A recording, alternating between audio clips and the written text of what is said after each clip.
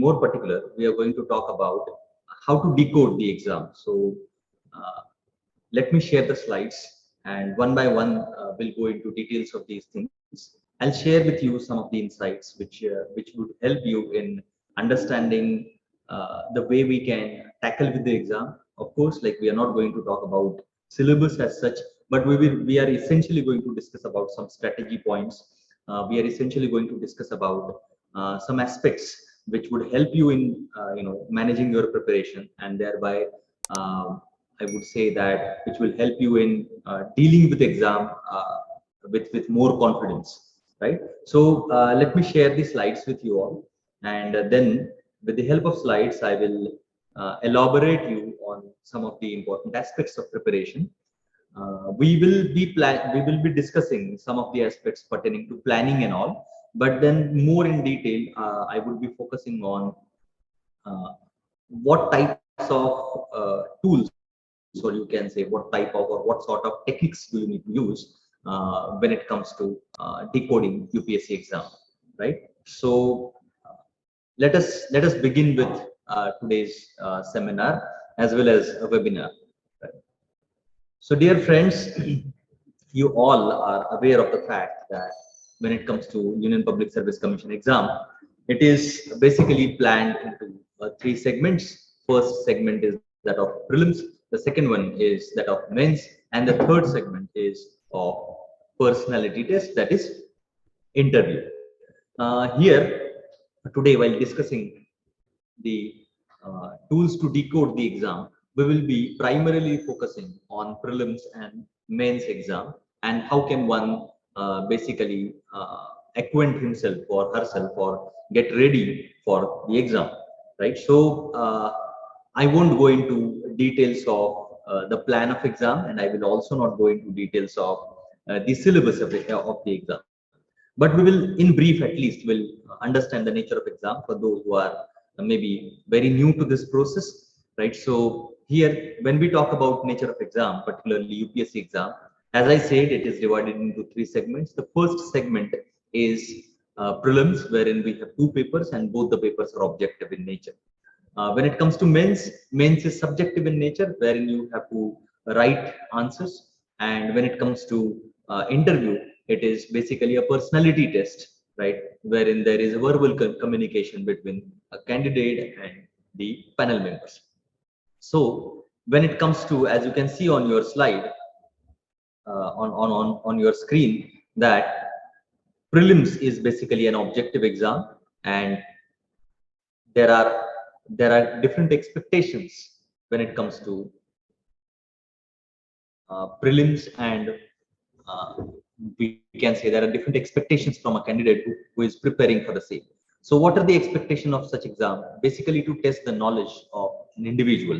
When it comes to prelims, it is very objective, and being objective, you have to have a very precise knowledge about things.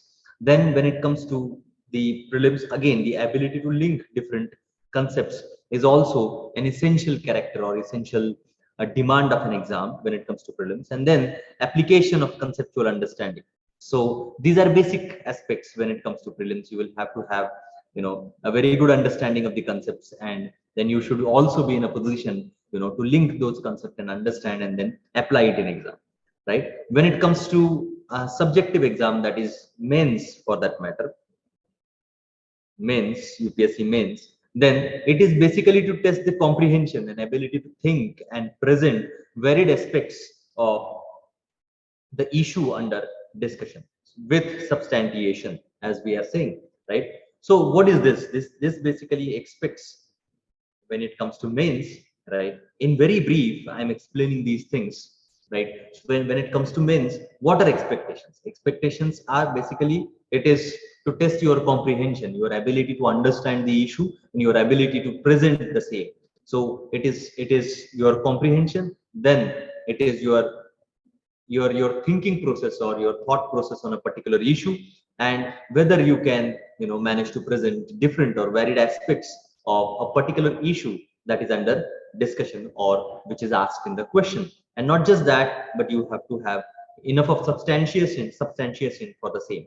That means हम लोग ये बोल सकते हैं कि आपके पास एक comprehensive अंडरस्टैंडिंग होना चाहिए टॉपिक का, उसके बाद आपका कुछ खुद का एक इंडिपेंडेंट थिंकिंग होना चाहिए, और उसके साथ साथ when it comes to mains you have to have different aspects about a particular issue which you can write in the exam, along with some facts you can present and thereby gel up the same. So जब हम लोग mains की बात करते हैं, I am intentionally speaking in both languages, Hindi and English, so as to make it comfortable for all the viewers and the listeners. Uh, yeah, so comprehension, then ability to think on an issue, and then present varied, or you can say multiple dimensions on a particular issue. Think in a different manners, right?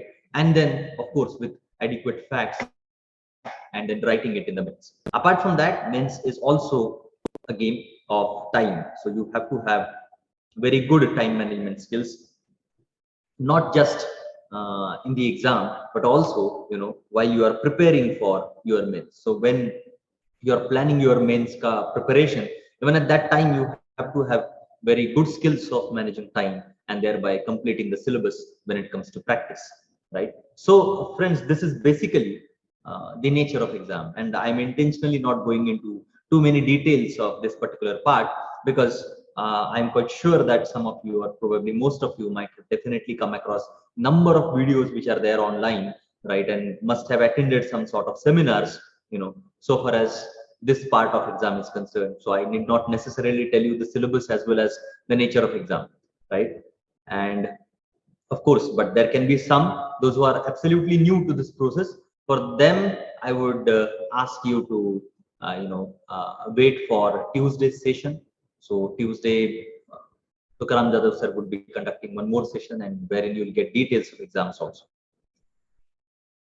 Right now, we will now focus on strategy of the exam, which is our focus for today's webinar, right? So strategy, exam ka strategy is something which is very important, and most of the students are, they focus on this particular part. So how do you plan exam? What strategy we need to follow to decode the exam, UPSC exam? So basically, friends, in my opinion, there are few components when it comes to dealing with the exam and decoding the exam. So you have to have a very good plan of your study. You have to have a good revision sessions when it comes to prelims and mains both, right? You have to take help of previous year question papers both for mains and prelims, right? Then you have to follow the test series, right? At least enough of test series which will give you confidence so that you can confidently appear or maybe face the exam. And there are of course some psychological aspects which we need to deal with while we are preparing for exam. So we will go step by step ये सभी चीजों को, ये component जो है strategy के, या फिर मैं बोलूंगा कि ये जो कंपोनेंट्स है जो एग्जाम को डिकोड करने की हम लोग बात कर रहे हैं, इसको हम लोग पॉइंट बाय पॉइंट एक पार्ट को अब देखते हैं. So I will decide, or we will discuss it into two parts, though not clearly distinguished, but then first, as you can see, the title of the slide here is plan for prelims, right? So let us have a brief idea about planning for prelims first, and then we will move to the next slide, how to deal with the prelims. So generally, students, you know that somewhere in May or June, mostly last week of May or maybe first weekend of June, you'll find that UPSC plans for conducting prelims test, right?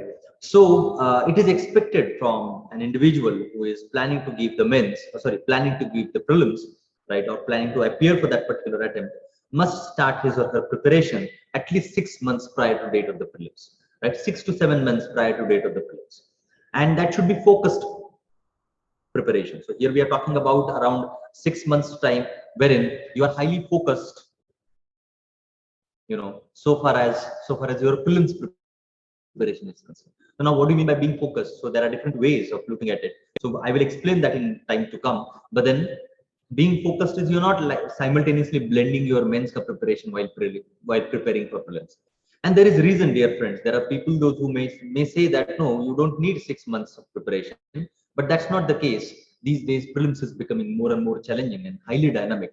So far as the questions and the diversity of questions that they are asking, the way they are asking questions are really very I won't say difficult, but then they are challenging. Challenging for the reason that you have only 2 hours to solve those 100 questions, right, and get through the prelims.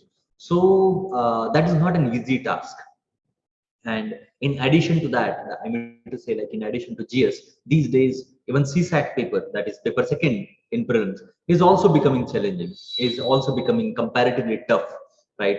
Tough from the point of view of the skills that it demands from an individual, right? So considering these facts, it is pertinent, it is necessary that one must, invest enough of time, on preparation of prelims. So here, in my opinion, I would suggest one to at least allocate 6 months of his or her time, in preparation schedule for preparing prelims. Now, what components do we have in preparation, right? So we have current affairs, we have basics, and we have practice question papers. Now, this applies to prelims plus mains, right? But then, at least for this slide, we will focus on prelims, and we were not talking about mains at this moment, right? In today's session, after some time, we will also discuss about mains. But here, while we are focusing on prelims, right, we are saying that current affairs is one component, basics is another component, and then we have one of the most important components, and that is practicing question papers. So friends, again, like while you plan, as I said, 6 months of a plan for prelims, right, essentially involves, you should be solving enough of question paper. Now, what do you mean by enough of question papers? Somewhere around 50 to 60 question papers one must plan solving, and not just solving them, but analyzing them. Not just analyzing them, but ensuring that there are at least 2 to 3 revisions of all those solved question papers. And it is very essential, highly essential when it comes to prelims, to revise whatever you are doing, to revise whatever you have studied. So far as planning is concerned, right, these are essential components which one needs to take into consideration and must manage completing those components in those given 6 months or maybe 7 months, as the case may be. Some of you may not require 6 months, may require lesser time, but yes, I would definitely suggest you, even if you are quite confident and have been clearing prelims for last 1 or 2 attempts, right, still I would suggest you that please allocate fair amount of time, not less than 4 months, at least, for preparation of mains. Then it comes to schedule, right? As we are talking about plans for prelims, it comes to schedule, and schedule must be, first, you have to have a broad idea about how are you going to plan your prelims. So 3 slots of 2 months each one can go for, right? If one is planning for 6 months, and if not, then accordingly you can decide if it is for 4 months, then I would suggest at least 1.5 months, got 2 slots, and then 1 month absolutely for revision can be kept, depending upon your status, your preparation level, and of course your number of attempt, right? So basically, when it comes to schedule, one must focus on macro monthly plan, at least initially, right? So 3 slots of 2 months each, wherein you can complete your revisions, you can keep solving question papers, right? So that should be done, ideally speaking. Then apart from that, as you can see here, in the first slot you can cover the basics and current affairs, from somewhere from December to January. Then in second slot you can revise your basics and then practice test papers from Feb to March or so. And in third slot, through test series you can keep revising things which you have already studied. So basically, test series and current affairs can be put in the third slot, right, for revision. So basically, second and third slots are essentially going to be slots for revision. So looking at 6 months plan, one can fairly and very comfortably prepare for prelims along with the revisions, right? It is very essential, friends, that you must plan, in a manner that you are comfortable while it comes to last few months, being more particular, April and May, right? You must be comfortable, because your comfort in last month or maybe second last month matters a lot, so far as your prelims is concerned. How confident are you depends on how well have you invested in your time while preparing, or how well have you planned, and how well have you executed your planning.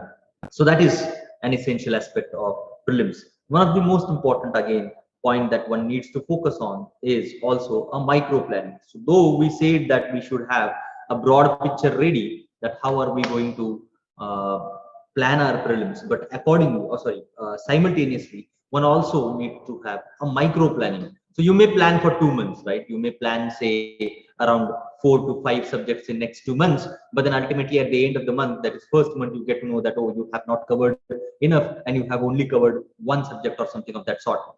So we generally collapse while we execute the plan. So to avoid such collapses, and to avoid such I would say difficulties, one can basically divide a single month into 4 slots. So you can plan weekly. So we generally have 4 weeks in a month, right? And those 4 weeks can be very clearly, diligently planned, so that you don't fail while planning and while executing also, right? So this is, I guess, in brief, very brief, one can think about planning, how to plan the prelims, right? And this way, planning prelims would help you in decoding. I mean to say, like, would help you in cracking the exam, unless and until you allocate enough of time, one, right, for preparation, and second, unless and until you plan it properly, you won't be able to crack the exam. So here again, I have intentionally added a sort of a plan for 2023 prelims, and that too in a very brief. I don't want to invest a lot of time here today on explaining this particular slide. We may talk about this bit later on, but then why is this slide? Those who are planning for 2023 attempt, right? So they must focus on an integrated approach, wherein you will cover prelims as well as mains while you are planning for your attempt. See, friends, we are talking about how to decode the exam, right? So those who are planning for next attempt, maybe next to next attempt, for them, this decoding exercise essentially involves planning and executing it very properly. So planning for those who are giving 2023 attempt, right, must essentially involve an integrated approach wherein prelims and mains both can be carried together, right, while you are studying, right? So balancing prelims and mains, optional and GS being more particular. So please see, students, there are going to be some overlapping, points for mains and prelims. Like for example, we have history, right? Then we have polity, then geography, science and tech, right? Economy, then environment. So these are the topics which are common for prelims and mains both. Not just this, but then apart from all these subjects, I would say, right, even current affairs are quite common for prelims and mains both, though they ask questions differently. In prelims we come across objective questions, and in mains we come across theoretical, or you can say subjective questions.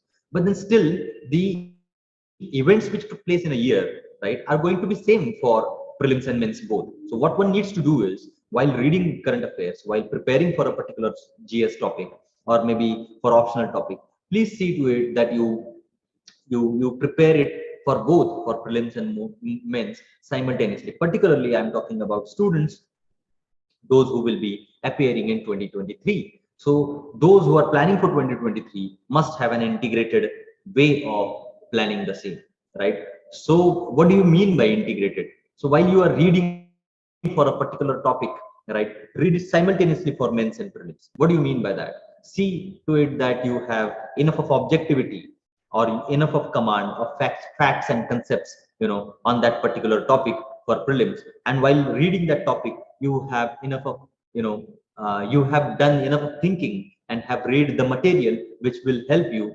in understanding different dimensions of that particular topic. Like for example, let us take an example so that you may find it more easy to understand. Like for example, let us say that uh, we are reading, say, 1857 revolt. I'm taking this example because those who are into this preparation and those who are not willing to prepare, they all must be knowing about 1857 1957 revolt, right? And that revolt basically is considered to be one of the landmark event in India's history, right? So while you read now 1857 revolt, I mean, reading it for prelims essentially involves objectivity, reading the facts, understanding the events, probably if so required, chronologically keeping it in mind, if so required, I'm saying. Then, different contributors and their contributions, different regions and etc. But when it comes to men's and reading the same part, right, one is expected to read those aspects of 1857 revolt, like critical aspects of 1857 revolt, discussion oriented aspects of 1857 revolt, right? What was that revolt? To what extent did it occupy the, minds of Indians that time, right? Whether can it be called as first war of independence or not, right? And for that matter, what are critical ways of looking at, 1857 revolt must be studied in, or must be studied for men. Now, where is the difference? Basically, there isn't any difference as such while you read a particular topic or prelims and myths. The difference is not in material, difference in your approach, the way you are approaching that particular topic. So while you are reading, as I said, 1857 revolt, go and look at the previous year question papers on that particular point for prelims, right? So you can basically look at the previous year's question papers, right, which will give you clear idea about what type of questions have been asked in prelims. Just so what type of questions have been asked in prelims, right? And accordingly you can prepare, right? Same applies to men's. Look at the previous year question papers immediately while you are reading that topic, so as to understand what type of questions have been asked, and accordingly you can keep your notes ready. So dear friends, those who are preparing for 2023, they are expected to find out those common points or overlapping points in syllabus for men's as well as prelims, and this would help you, get a very good hold on time, as well as arrange your syllabus, arrange your preparation in a specific time frame, right? And that will give you confidence. So this is the important aspect. So the previous year question papers and their analysis, so you can do it chapter wise, you can do it topic wise, throughout your preparation, as I said, right? So this is also a key, you can say, to decode the exam, right? Previous year question papers is going to be your friend and philosopher and guide while you are preparing for your while you are preparing for your UPSC exam. So either you can go chapter wise so far as these previous year question papers are concerned, or you can take topics and topic wise you can analyze. What do you mean by that? I mean to say that when you are taking history as a subject, and for preparation, you can either go topic wise, 1857 and then Congress, establishment of Congress and freedom struggle and mass movements and so on and so forth, or this is chapter wise, or topic wise you may go, through the syllabus of UPSC and choose the topics like personalities and movements, and accordingly you can, go through previous year question papers, analyze them and read your books again, right? So it is a step by step preparation. You cannot be in hurry, you cannot haphazardly plan your preparation. Any haphazard way of planning your preparation, would result into chaos, right? So here we are basically focusing on how to decode it. So basically decoding involves an essential aspect of previous year question papers and reading them, analyzing them, sorting out them. There are good number of books available in the market, wherein such an analysis is given, right? Even Unique Academy is also going to come up with, we are also coming up with a new book particularly for men's, with analyzed question papers sorted topic wise, and that would certainly help the aspirants, get a very good understanding of how and when have questions been asked, how a particular topic have been explored by UPSC, and which different aspects have been asked by UPSC on that particular topic, right? So this is how I think this is also an important aspect of your preparation. Because we are talking about decoding UPSC exam, I give very important, weightage. This particular thing has great deal of importance so far as your preparation is concerned. So that is one part, right? Next, Now we will talk about a brief plan, as I said, for UPSC mains and prelims both, right? So July 22 to December 2022, on every Sunday, one test for prelims. So those who are planning for 23 prelims, I would suggest you that you should at least go for one test every week, for prelims. That will keep you in touch with objectivity. That will keep you in touch with the prelims, right? And it won't be any surprise for you when you start your preparation for particularly focused preparation for prelims from December onwards. So it would be better if on every Sunday, if you take a very small test, maybe sectional test, maybe a test that would that is based on NCRTs, but please see to it that on every Sunday, on every weekend, you are at least appearing for a test, that would I would say that would give you confidence, right? That would at least help you revising things. So maybe NCRT based test can be given, right? NCRT based tests you can definitely give on every Sunday till December.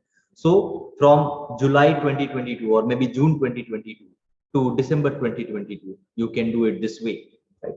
Then comes January 23 to May 23, exclusive focus on prelims revision. So when we say, just a moment. So when we say that from July to December 2022, or maybe June to December 2022, if you are, on every Sunday, if you are solving prelims question paper, maybe of 100 questions or 50 questions, it depends. But please see to it that on every weekend, you are at least giving, or doing a practice of solving those tests or maybe previous year question papers, right? This will help you stay in touch with the prelims. But while doing that, what else are you going to do? Basically, while doing this, you are also expected to ensure that your mains and mains cup preparation is simultaneously going on. So you are expected to complete from July to December. In this part, you are expected to complete your optional subject, right? Then GS paper 4 being more particular, right? And if possible, some aspects of GS which are basically applicable for men's, like for example IR, for example world history, Indian society. Then you have disaster management and Indian security and related issues. So these parts can be made ready between this particular time frame. So July to December 2022, those who are planning for next attempt 2023, they can do this particular thing. So blending your mains and prelims, for at least these many months would help you get good command over mains as well as fairly as well as some sort of acquaintance with the prelims.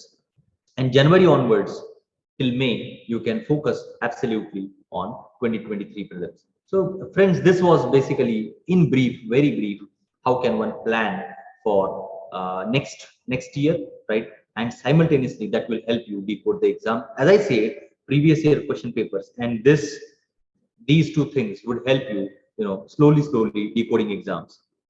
So as I said, during this particular time period, you can actually rely on previous year question papers of prelims, and last 10 to 20 years question papers can be taken for our study. And every weekend you can take 100 questions, of a particular topic, previous year question papers, PYQs of a particular topic. And every Sunday, let us say you are studying polity, so few topics of polity are covered in this week. So around 100 questions or maybe 50 questions on that topic in on that particular topic on the weekend, right? So that should be your plan, which will help you in long run, in understanding previous year question papers and then simultaneously getting to know, basics of how UPSC asks a question. See, studying previous year question papers and reading them is not enough, right? One needs to analyze them, and analyzing them, is very crucial when it comes to decoding exam. So now, what do you mean by analyzing previous year question papers? Basically, analyzing previous year question papers involves that one should uh, basically, categorize them. What type of questions are they? Are they factual questions, or they are conceptual questions. So when it comes to prelims, you will find that either factual or conceptual questions you will come across, right? So you may come to you may decide the areas from your syllabus wherein they have asked factual questions, and you may decide areas from your syllabus wherein they have asked conceptual questions. When it comes to factual questions, one must ensure that those facts must be by hearted, must be remembered, right? Either you may use mnemonics for that, or you may use some other methods to remember those facts, or you may also revise them several times so that you can remember them. There can be several ways of preparing for facts. When it comes to concepts, this is something wherein we or some of us are going to face the challenge. Conceptual questions are a bit difficult to understand and apply. So I'm say like a bit difficult to understand at the first place and to solve. Now, why a bit difficult? The reason being, concepts must be very well understood as they are. Generally, what happens, friends, is while we read the books, while we read the material for UPSC, while we read it in preparation, we have our own understanding of the concepts, right? And while we apply it in exam, we apply it from our perspective. Basically, the concept must be understood exactly as they are, right? And once you understand them exactly as they are, then you find that it is much better, you are in a better position to solve such questions in prelims. So please see to it, dear friends, that which questions are you going wrong with.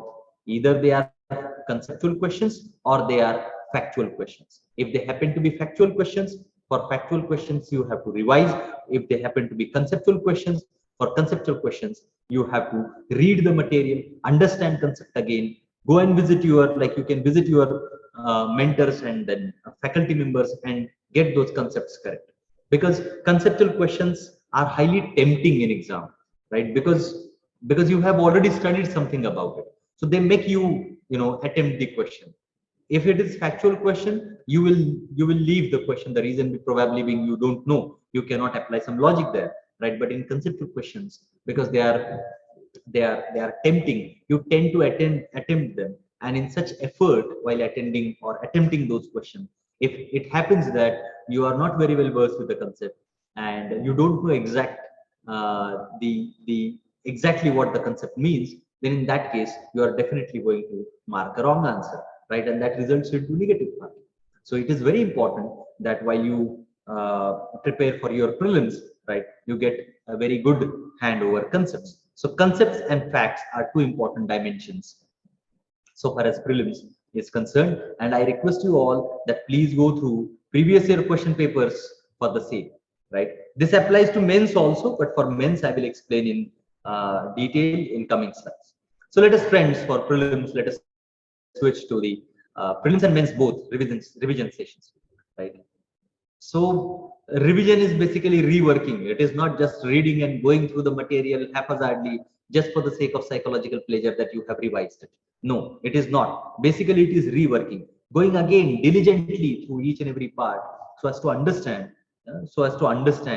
the concepts, so as to bridge the loopholes, right? While you have left them during your preparation. So revision का मतलब ये नहीं है कि आप rapidly read करके खत्म करो, है ना, साइकोलॉजिकल कॉन्फिडेंस के लिए तो नहीं। रिवीजन का मतलब ये होता है रीवर्किंग होता है, एक टाइप का वापस पहले से उसको उतना ही डिलीजेंटली, उतना केयरफुली आप उसको करते हो, आप उसको देखते हो। तो ये जरूरी है रिवीजन में। रिवीजन के ऊपर बहुत सारे मिसकंसेप्शन है लोगों को लगता है कि नहीं, रिवीजन मतलब जल्दी रैपिड रिवीजन कर लेंगे हम लोग, 1 घंटे में मैंने लक्ष्मीकांत पढ़ लिया या फिर 2 घंटे में मैंने हिस्ट्री कवर कर लिया। तो ये चीजें मेंस में और प्रीलिम्स में भी उतनी ज्यादा बेनिफिशियल नहीं होती है। तो आप ये समझ लीजिए कि आप रिवीजन 2 या 3 या 4 जितनी भी आप रिवीजन प्लान करते हो, वो रिवीजन प्लान करते वक्त आप एडिक्वेट टाइम उसको दो, आप उसमें से भागो नहीं। You don't run through the text and your notes and etc, right? You have to have a very good quality revision. So this is very important. So revisions should be qualitative and not only quantitative, right? we don't want you to, like, I would not suggest you to go for 10 revisions, right? Big number of 10 revisions, and there is no quality, you have only rushed through the material. That won't help you. Probably two qualitative revisions would help you in getting your result. So this is very important, how you revise and how many times you revise. Both these aspects are definitely important so far as prelims and mains both are concerned, right? So you may plan your revision when it comes to long term plan, right? You may plan it 15 days, after every 15 days or every month, right? So whether it is prelims or mains, right, in both cases, monthly or twice a month, fortnightly, you can think of revising, right? Then through test series in last one or 2 months, right? So here again this applies to prelims and mains both, right? In last 1 or 2 months you can revise your things through test series, and that is going to be really very impactful revision. So when it comes to mains, writing mains question papers and appearing for test series, and and ensuring that whatever you know, whatever you have understood, right, you reflects in the question paper, right, while you write for mains. And when it comes to prelims, right, whatever you have understood, you can apply it in exam and take the correct answer. So that confidence you need to build, and that can be done only through the test series, right? So revision can be done through test series, and test series as a mode of revision is highly effective, very effective. The reason being, you are highly concentrated while you solve the test series, right? And that concentrated efforts taken in those 2 hours or 3 hours while solving the test series and analyzing them helps you build on the concept, and helps you also bridge the loopholes and misunderstandings, about a particular concept, and etc. So this is important point, how one can revise. Then yes, of course, while you revise, see to it that revision sessions are adequately spread over different subjects, clubbed with current affairs. It is an indispensable component of UPSC preparation, right? And revision, or for that matter your plan, that you must indispensably include current affairs as part and parcel of your preparation, and do not carry it as a separate component, but see to it that every time you blend it with your subjects. Every time you should blend your current affairs with your syllabus, right? Every now and then you cannot keep it separate. No, I have done my current from A B C D sources, and I have done my basics from A B C D sources. No, that won't help. You have to blend it together. Your UPSC syllabus and your current affairs must be always on daily basis, must be blended.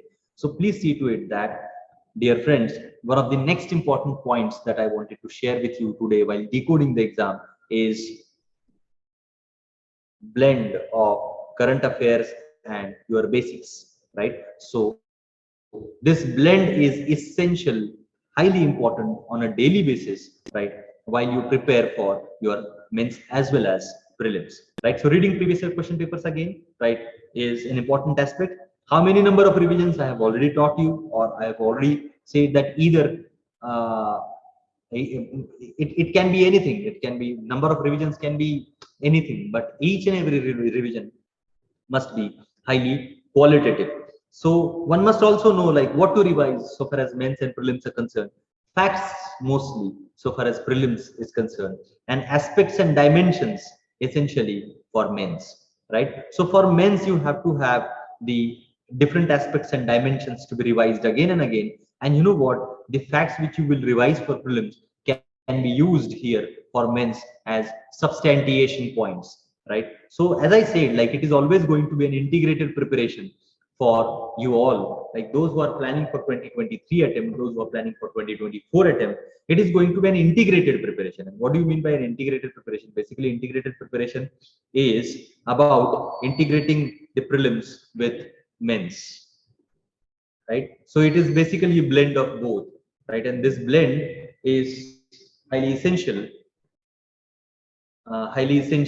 while you prepare for your exams. So this is, as I said, right, these are going to be two important parts. We said that previous year question papers plus blend of your current affairs and basics, right? These 2 points are going to be important tools for decoding your exam, right? So that is in brief about revision. Next, comes an important part. Here we will be talking about now how to prepare for mains and what points do we need to consider while preparing for mains and how can one decode the mains.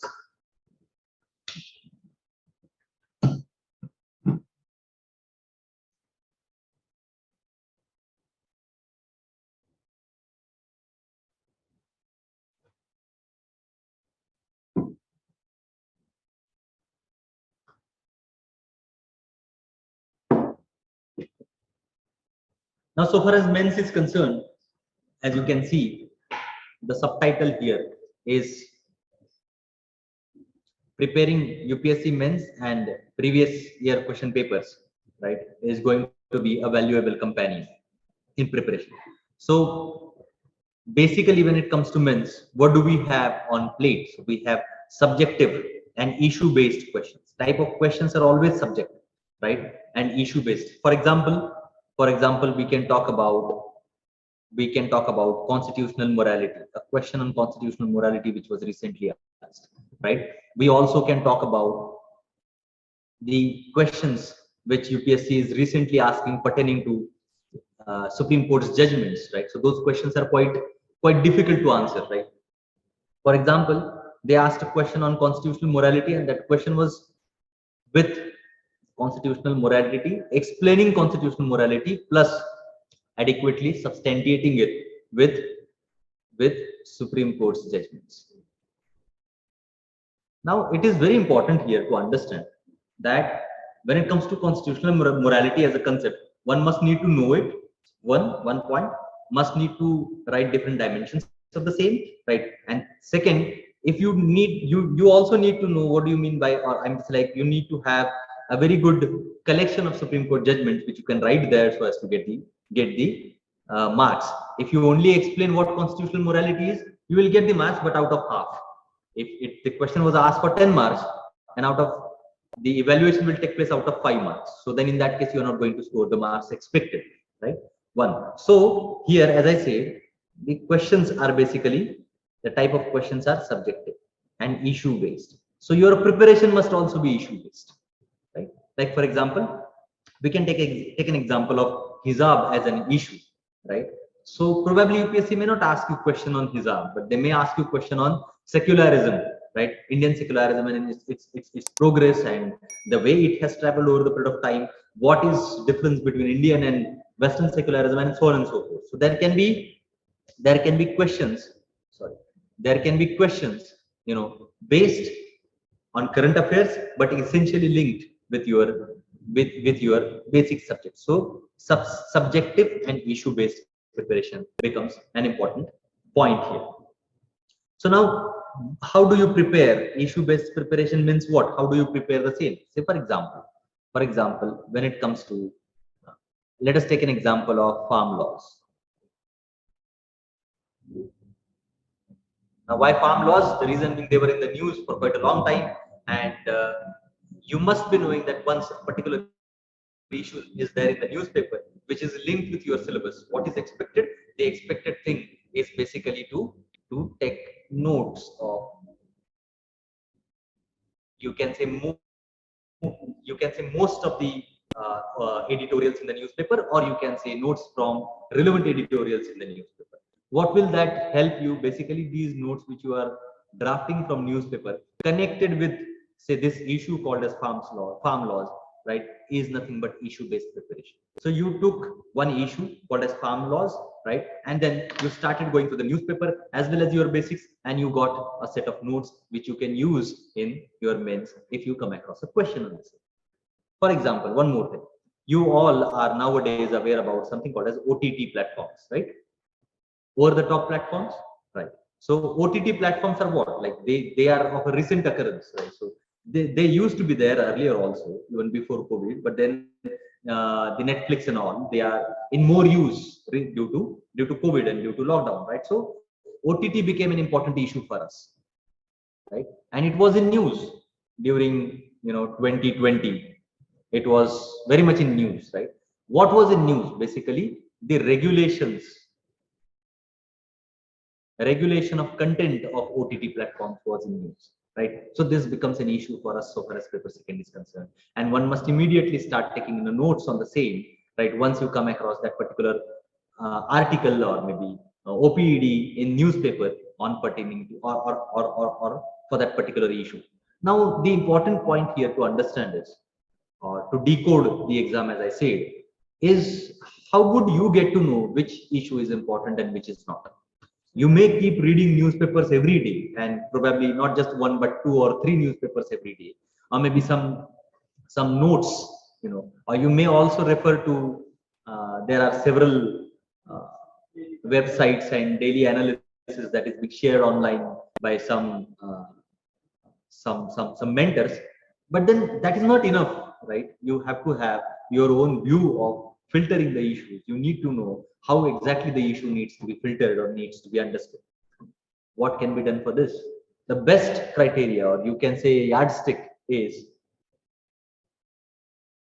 syllabus plus PYQ. So you take syllabus, and while you are reading your newspaper on a daily basis, keep your syllabus with yourself, right? See which news of newspaper can be linked with the syllabus, right? So that is going to be essentially, your way of preparation. Syllabus is your filter, is your yardstick, being more particular, right? So to identify the issues in current affairs, right, you need to understand the syllabus, and every day please see to it that while reading newspaper, understand it until you by heart, or till you by heart the syllabus. Till then, keep your syllabus aside along with newspaper, so that you will get precisely only those areas from the newspaper which are important, and that will definitely help you, decode the exam. See, decoding exam is what? Decoding exam is trying to reach or trying to prepare in a manner that is reaching,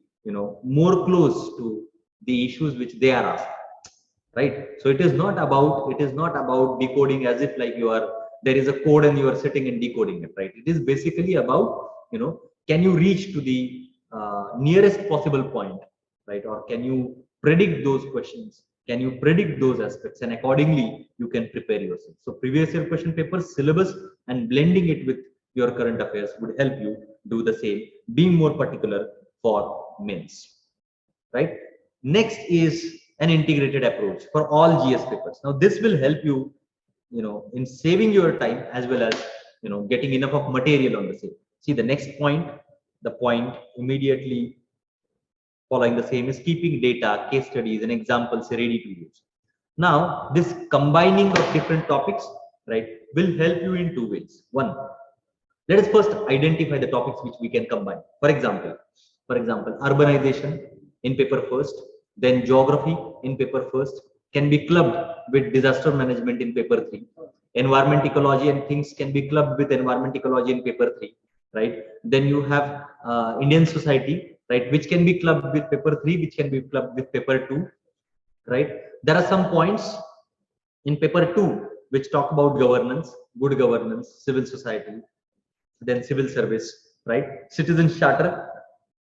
So here paper 2 can be clubbed with paper 4. In paper 4 also you have got almost same points, absolutely same points. So at least for conceptual understanding and while reading material, you can club these two things, right? Apart from that, if you look at paper 3 and particular economy and economy wala part, then you can link paper 3 with paper 2 also. So there are overlapping subjects, right? So far as this overlap is concerned, you are expected to see to it that you bring all those overlapping topics together uh, on your notebook, right, and start preparing them, in an integrated manner, right? In an integrated approach for all GS papers, plus combining common topics from all GS papers. So what do you mean by integrated approach? Now see, uh, let us say you are reading about farm laws, as we took an example of farm laws. You're reading about farm laws. You're definitely going to come across some statistical data in newspapers pertaining to farm laws, right? Because the scholars, those who write in newspapers, would write along with the statistical data. Now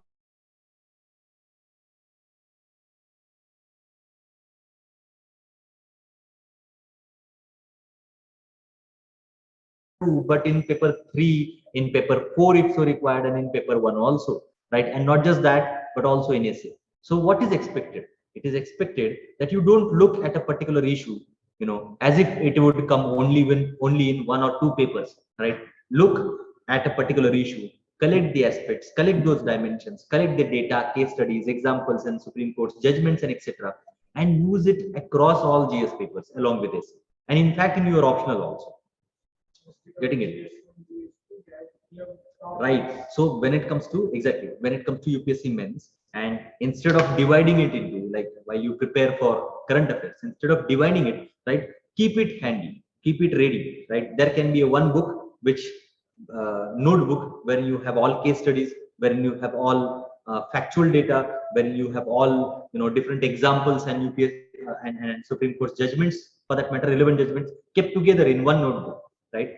Before going exam, revise them, revise those notes, revise those facts as many times as you can, and use them. उसको use करो जहां जो question आए. आप देखो paper second के questions अगर आप लोग देखोगे, you'll find that in paper second they have asked about poverty. Of course, poverty is a topic in paper second, but then poverty you will find in paper 1, you will find in paper 3, and you will find that poverty has some relevance in paper 4 also, right? So why to prepare separately for paper second, separately for paper 1, separately for paper 4? Instead, you can work on poverty and hunger as one topic applicable in all 4 papers along with this, right? So this is how in an integrated manner you can prepare, you can work on, because UPSC recently have been asking questions which are more of this type, integrated questions, right? You would find it very difficult. Like, for example, in 2024, UPSC asked a question on Food Security Act, but that question came in paper 3.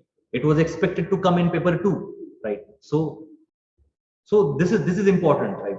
So while you prepare it in an integrated manner. It should be topic based and not necessarily paper based, right? Because while we conducted mains ka test series here for students, those who gave this mains, right? And we added Food Security Act and its analysis in paper second. So we gave them a question in paper second. They asked in paper 3, but because we were prepared, we could write it for paper 3, and if it would have been asked in paper second, we would have been able to write in paper second also.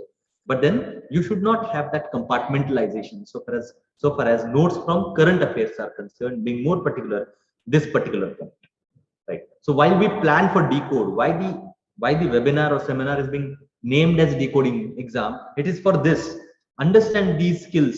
You collect examples. Don't use it in particular thing. Use it wherever you can, right? There is no bar, right? There is no limitation. It has not been written in paper 3 ka syllabus or any notification of UPSC that no, case studies and case laws and maybe Supreme Court judgments cannot be cited in paper 3. No, that's not the case. You can cite it wherever you want, wherever it is relevant, right? So it is important that while you plan and while you make your notes, you must make it in an integrated fashion. You see to it that you make those notes so that you can use it in all 4 papers, right? So that is keeping data, case studies, examples ready to use, but in an integrated approach, right? So please ensure that you do it in this manner.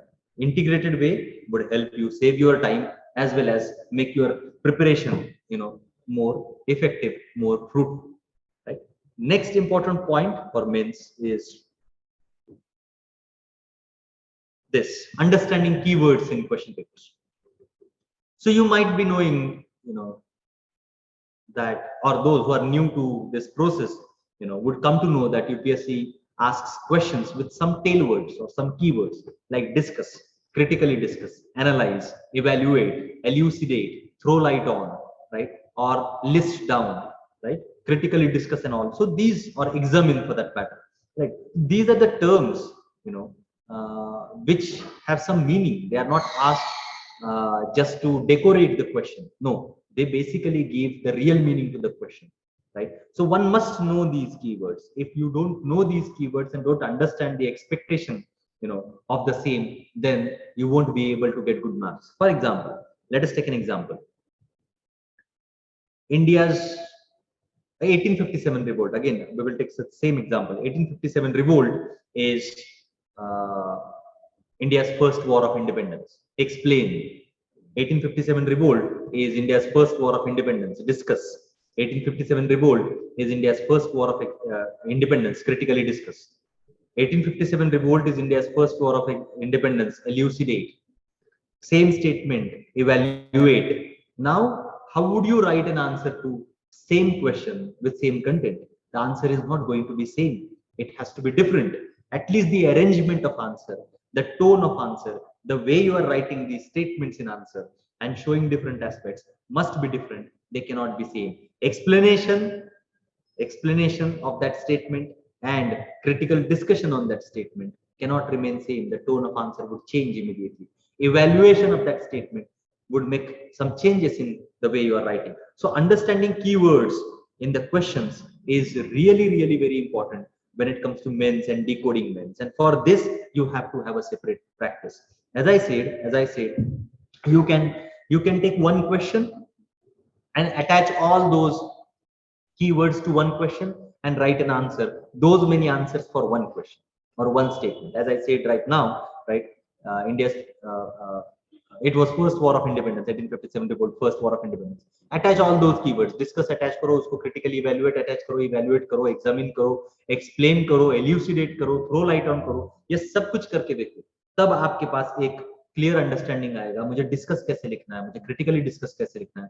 कुछ students है जो एक simple form उसके लिए use करते हैं, वो बोलते हैं कि नहीं हमेशा आप क्या करो, एक सिंपल वे है कि पॉजिटिव्स नेगेटिव्स लिखो और वे फॉरवर्ड लिखो, काम हो जाएगा. But then this way you won't be able to fetch the marks. There are so many students, you know, those who appear for mains, right, they practice this sort of method and they fail.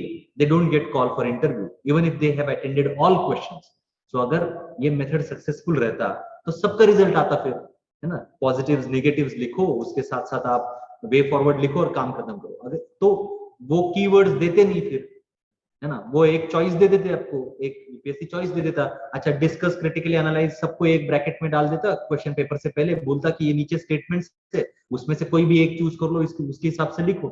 ऐसा है नहीं. तो इसका मतलब ये हुआ कि जब वो किसी क्वेश्चन को क्रिटिकली डिस्कस बोल रहे हैं तो हमें उसको फोकस करना चाहिए और हमें उस तरह से लिखना चाहिए, है ना. तो वो कैसे लिख पाएंगे हम लोग, तो उसके लिए पहली बात तो हमें कीवर्ड्स का अंडरस्टैंडिंग होना चाहिए एक, और दूसरी बात उसके अकॉर्डिंग लिखने का प्रैक्टिस भी होना चाहिए, है ना. राइट. तभी हो सकता है कि आप आंसर्स आपको मार्क्स दे. आप लिखने के लिए बस सेटिस्फेक्शन के लिए तो नहीं लिखोगे मेंस आपका, है ना. तो आपको you want marks and to ensure that you get enough of marks, what is expected, you understand these keywords and their role in answer. This is very important. You need to know the role of those keywords in the answer. You cannot simply ignore them just for the sake of, you know, writing an answer because I know the issue, I'll write whatever I know. Then in that case, you won't be fetching the marks, right? So next, in the same process is basically about practice test papers, right? So why to practice test papers, particularly for mains, and what do you need to practice is whether you write in an expected way. So to decode to decode mains, you know, I'll just elaborate briefly. There are two things or maybe 2 to 3 things which you need to understand. First, your preparation must be issue based. Which issues which are relevant? Only relevant issues from current affairs. Second, you must follow an integrated approach which I explained, right? Third, you must understand the keywords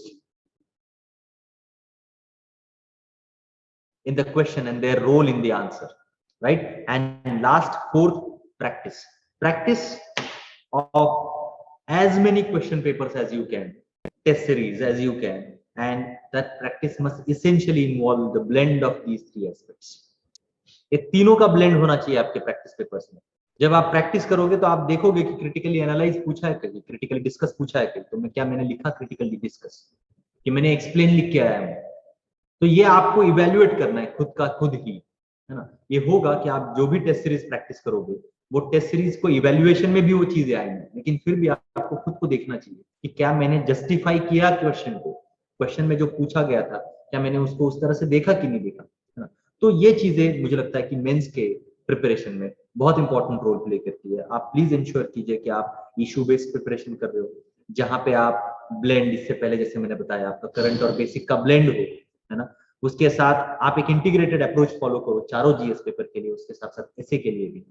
इसके साथ आप ensure करो कि आप एक छोटा booklet maintain कर रहे हो जिसमें आप डेटा रखते हो, जिसमें केस स्टडीज रखते हो, कुछ एग्जांपल्स रखते हो, कुछ रिपोर्ट्स उसके नाम रखते हो, सुप्रीम कोर्ट के जजमेंट्स रखते हो, और वो एक छोटा सा डायरी हो सकता है आपका, आपके प्रिपरेशन के 1 साल में आपने उसको बिल्कुल प्रिपेयर किया हुआ है, और वो डायरी को आपने हमेशा रिवाइज किया हुआ है. You can keep it as a pocket diary, but very well written, very well maintained, right? That will help you in revision and keeping data handy. Immediately it is at the, tip of the tongue if you have been asked about some facts. So you can keep it ready, right? And then, as I said, understanding keywords and then practicing it further. This is how, this is a very brief but an essential, with all essential components of planning for maths. Right? There are people those who think of writing practice a lot, as if they are like they won't be able to write even if they know. So that never happens. ऐसे नहीं होता कि आपको कोई topic मालूम है लेकिन आप लिख नहीं पाते. ऐसे नहीं होता. आप लिख इसलिए नहीं पाते क्योंकि आपने कभी उसके ऊपर पढ़ा नहीं. आप इसलिए नहीं लिख पाते हो क्योंकि आपने उसको प्रोसेस नहीं किया. जब आप कोई चीज प्रोसेस कर लोगे, जब आप कोई पढ़ लोगे उतनी बार, उसको प्रोसेस करके रेडी है जब आपके ब्रेन में, तो आप डेफिनेटली लिख पाओगे, क्योंकि वो तैयार मटेरियल है, बस आपको बोलने की जगह पे लिखना है, बस इतना डिफरेंस है ना. ये बात जरूरी है कि राइटिंग प्रैक्टिस हम लोग करें, क्योंकि हमें एक स्पेसिफिक 3 घंटे के टाइम में 20 क्वेश्चंस लिखने हैं, है ना. लगभग 3000 वर्ड्स के आसपास हमें वर्ड्स लिखने हैं, तो इसके लिए राइटिंग प्रैक्टिस की जरूरत है. लेकिन प्रैक्टिस किस चीज की होगी? प्रैक्टिस एसेंशियली टाइम में वो चीजें खत्म करने की होगी. प्रैक्टिस एसेंशियली होगी कि क्या वो एग्जाम में पूछा गया क्वेश्चन है उसके डायमेंशंस में पूरे लिख पाया कि लिख पाई कि नहीं. इसकी प्रैक्टिस, ऑर्गेनाइजेशन की प्रैक्टिस हो सकती है. बट प्रैक्टिस, इन चीजों की प्रैक्टिस करने के लिए आप 6-7 महीने का टाइम की जरूरत नहीं पड़ेगी. आप उतने टाइम के लिए पहले पढ़ लो, चीजों को पढ़ो, उसको नोट्स के फॉर्म में तैयार रखो, उसको रिवाइज करो, इतना रिवाइज करो कि कभी भी पूछा जाए तो आपको वो बिल्कुल यू कैन रिप्रोड्यूस इट. उसके बाद प्रैक्टिस के लिए बैठो, आप बिल्कुल within time organised manner में आप आंसर लिख पाओ. आप लिख वो पाते हो जो आपके ब्रेन में. अगर आपके ब्रेन में ही वो पर्टिकुलर इशू ऑर्गेनाइज्ड पैटर्न में सेट नहीं है, उसके एस्पेक्ट्स आपके दिमाग में नहीं है, तो आप कभी लिख नहीं पाओगे ऑर्गेनाइज्ड पैटर्न में. तो पहली जरूरी बात यही है कि आप ये चीजों को इशू बेस्ड प्रिपरेशन करो, जिसको आप ऑर्गेनाइज्ड पैटर्न में aspects, case studies, case laws, ये जो मैंने आपको बताया यहाँ पे, keeping data and case studies and all, right, it must be ready, है ना. जैसे मैं अगर एग्जांपल दे दूं आपको, तो when you are planning to cook a biryani, right, you don't haphazardly start, like you don't keep water in a pan or in a cooker first, right, and then make it boil and then keep searching for different ingredients. By then the water will evaporate probably by the time you get all the ingredients to cook the biryani, right, and there won't be any biryani then, right. So please see to it that you collect everything, make it ready, and keep it in an orderly fashion. What goes first in a pan or maybe in a cooker, what goes second, what goes third, and finally when would cooker be. Dekho, you will seal the cooker, right, you will wait for those whistles to cook. What is that process? That process is basically blend. That process is basically, all the ingredients which you are using for your biryani would be together, right, and would blend together with each other, and then finally it gives the test that you require. So this is exactly how you should actually look at the mains preparation. You cannot directly start like just by thinking, no, I will be eating biryani and directly taking a plate and spoon and sitting as if like biryani would automatically come in your plate. That won't. You will have to cook it. I hope you're getting it. What I mean to say is basically you cannot haphazardly start preparation. You have to have a very clear-cut plan ready for you while you are preparing for mains. And this is what these are basically, I am saying, these are basically ingredients which you can use while you are planning for mains and trying to decode the same. Yeah. So next we will talk about current affairs, right, and how the current affairs would help you in your preparation. I won't spend a lot of time here on this particular slide. I'll give you a very brief idea about what can be done. So current affairs is going to be a backbone for preparation for mains and prelims both, right? It is equally important for prelims. It is equally important for mains. So either you can take, monthly compilation. Sorry, not either. Both newspaper and monthly comparisons. There is increasing tendency of students not referring to newspapers, but it is very, very essential, highly essential that you read newspaper on a daily basis. There is a sort of excuse given by students that no, newspaper reading takes a lot of time, right? No, it does not. It may take at least maybe maximum around 2 to 3 hours a day, but that is worth reading. It is worth reading because that gives you valuable inputs in your mains, right? And you yourself drafting notes from newspaper would be always long lasting than you are referring to monthly compilations from some other classes. I don't say that you don't refer to monthly compilations. Please refer them. They are also valuable. They have additional information, but at least one newspaper must be read every day without fail, and you must at least jot down few notes out of it, right? Because there is reason. Newspapers on a daily basis is not a hectic task of completing. It is an enjoyment. One. Second, newspaper is not monotonous. Newspaper has got variety of news together, right? And not just news which are that way relevant to the exam, but those news which will make you aware about your surrounding, right? A common man also must read newspaper on daily basis, and an aspirant must essential, right? So newspaper reading an essential component, and I would never advise any individual not to read them. One must, along with monthly compilations, or there are students those who I guess watch online videos of current affairs. Keep watching them, no issues with that, but don't skip your newspaper. Skipping newspaper is basically, you know, not being true to yourself in your preparation. It is an essential component. इसको आपको पढ़ना ही है, बिल्कुल भूलना नहीं है, बिल्कुल भी नहीं भूलना। अब न्यूज़पेपर के नोट्स कैसे बनाए, तो मैंने अभी थोड़ी देर पहले आपको बताया कि न्यूज़पेपर पढ़ते वक्त आप आपका सिलेबस लेके बैठो साथ में, तो आपको नोट्स कैसे बनाना है अपने आप समझना है ना। सिलेबस लो और उसके साथ साथ चाहो तो प्रीवियस ईयर क्वेश्चन पेपर्स ले लो, बिल्कुल नोट्स बन जाएंगे आपके, इतना बहुत डिफिकल्ट नहीं है। और नोट्स मेकिंग के ऊपर वैसे भी मेरा ही एक वेबिनार आपको यूपीएससी के यूनिक एकेडमी के यूपीएससी के यूट्यूब चैनल पे मिलेगा, नोट्स मेकिंग के ऊपर और डेटा मेकिंग के ऊपर हमने बनाया हुआ है। आप उसको भी एक बार रेफर कर लो, you will get details how one should make notes and what and in what manner. So notes for current affairs must always be handy to revise. As I said, keep a small book for mains and prelims both, है ना। Pocket हो सकता है, pocket diary हो सकती है, छोटी diary हो सकती है, जिसमें आप बिल्कुल नोट करके रखो, है ना। करंट अफेयर्स के लिए जो नोट्स बनाएंगे आप, उसको रिवीजन के लिए तैयार रखो, है ना। करंट अफेयर्स दो टाइप के होते हैं, एक तो इंफॉर्मेटिव होगा और दूसरा होगा कंसेप्चुअल। करंट अफेयर्स में क्या है ना, मटेरियल इंफॉर्मेशन बहुत सारा है, तो उसमें से कितना इंफॉर्मेशन हमें फिल्टर करना है, how much information do we really need to filter. So basically the information which will last long, for example, और which is sort of a permanent information. For example, literacy rate in India, एक साल में वो बहुत change नहीं होगा, तो somewhere हम लोग अगर बोलेंगे कि literacy rate in India is somewhere around 70%, तो 70% आप लिख सकते हो, है ना। अराउंड 70% ऐसे ही लिख सकते हो मेंस में, तो वो इंफॉर्मेशन आप कलेक्ट करो। लेकिन ऐसा इंफॉर्मेशन जो वोलेटाइल है, जैसे वैक्सीन कितने दिन मिले, अभी तक कितने लोगों को वैक्सीन मिली, ये वोलेटाइल है, ये शायद एक साल में सब्सटेंशियली चेंज होगा। तो ऐसा इंफॉर्मेशन, इस तरह के फैक्ट्स आपको लिखने की जरूरत नहीं है। बात समझ में आ रही है? तो दैट इज इंपॉर्टेंट। कंसेप्चुअल क्या होता है करंट अफेयर्स में?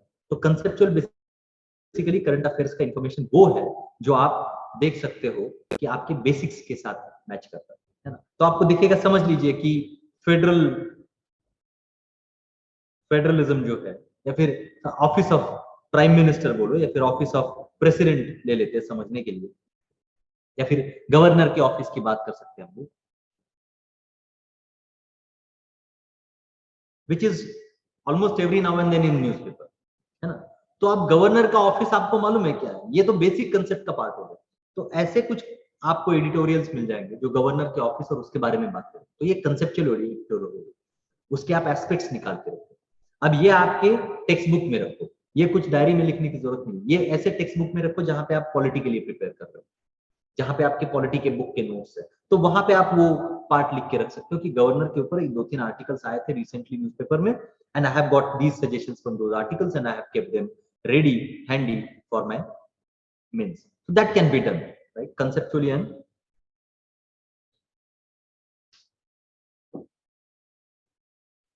in an informative manner. Now, as I said, I am of the opinion that there can be two different ways of preparing for exam, for prelims and mains both again. What? So for those who are newcomers to this particular field, right, from books, that is basics to current, You cannot directly start reading newspaper because you are new to this process and starting newspaper reading and then automatically get to know that, oh, fine, these are the important topics. No, that won't happen. So you will start from books and basics and then link them with current. Book पढ़ो, NCERT पढ़ो, basic books पढ़ो, उसको current के साथ link करो. ये आपका method होना चाहिए. दूसरा मेथड क्या हो सकता है, करंट से बुक्स के पास चले जाओ.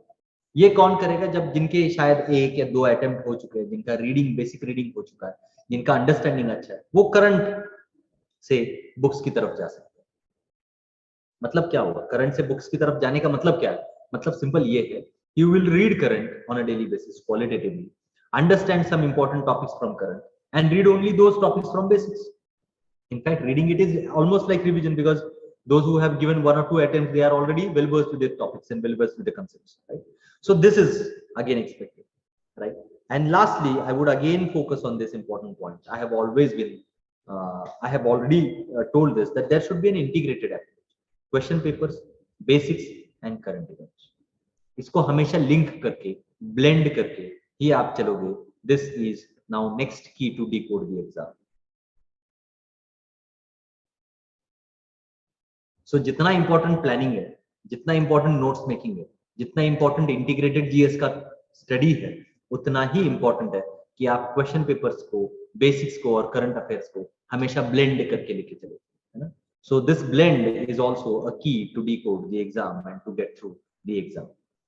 Now this applies for mains and prelims both again, right? So yes, so these are important aspects which I wanted to discuss. Apart from those aspects dealing with the exam details of exam, now we would focus in brief on some psychological aspects pertaining to exam, and I feel like this is also important while you prepare.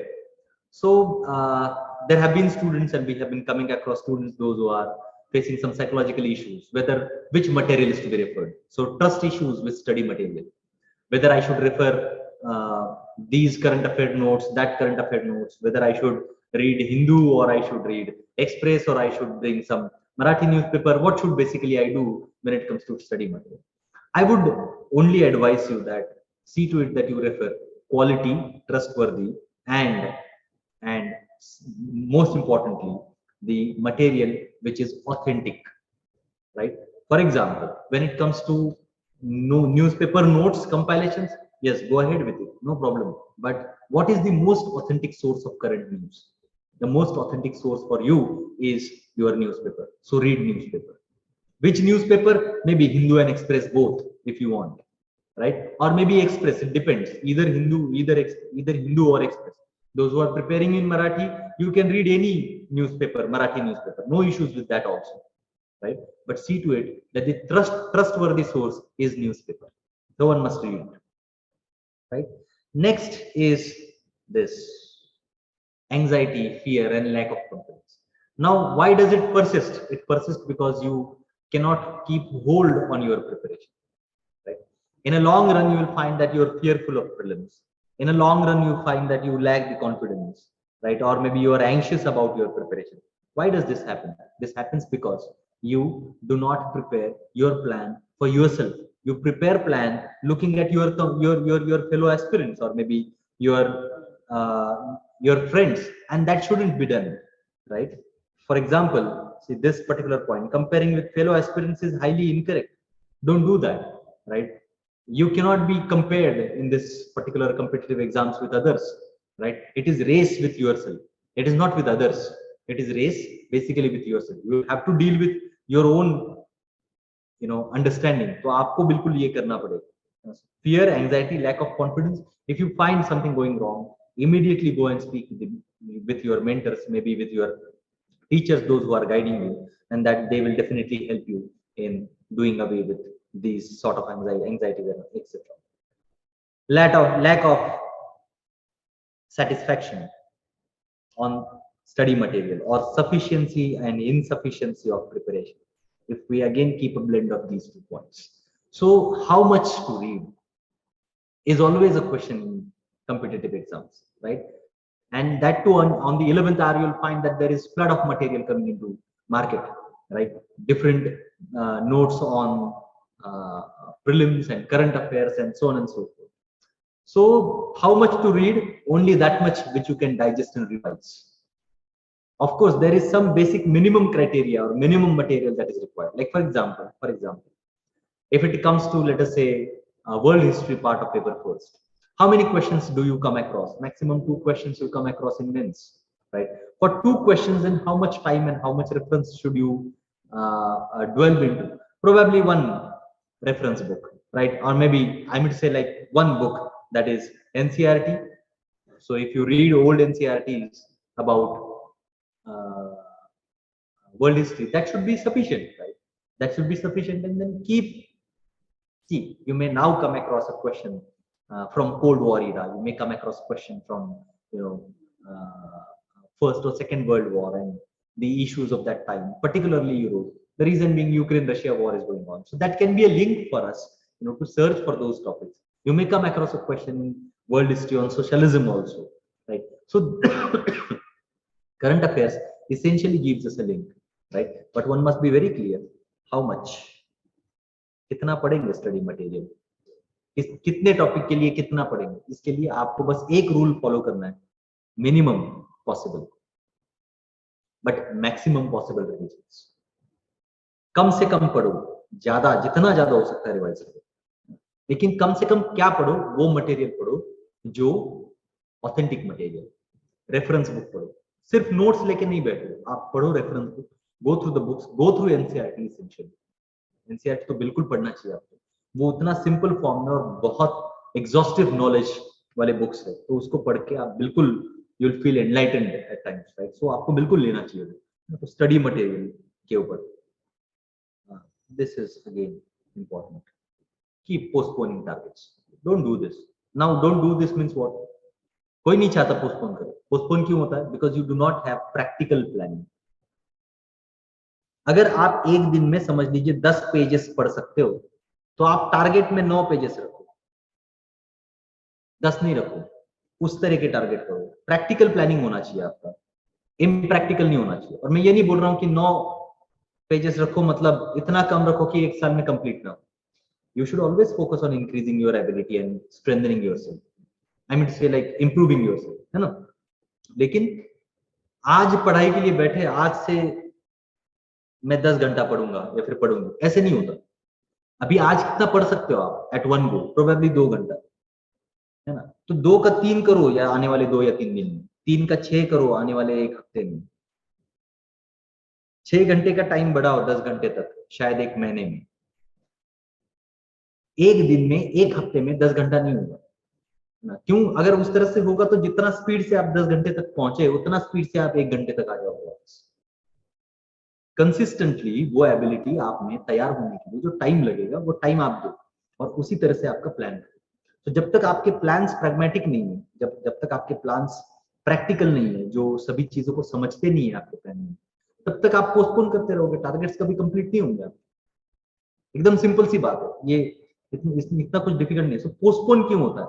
एक तो planning सही नहीं है, और दूसरा postpone क्यों होता है? क्योंकि हमारी प्रायोरिटीज क्लियर नहीं है.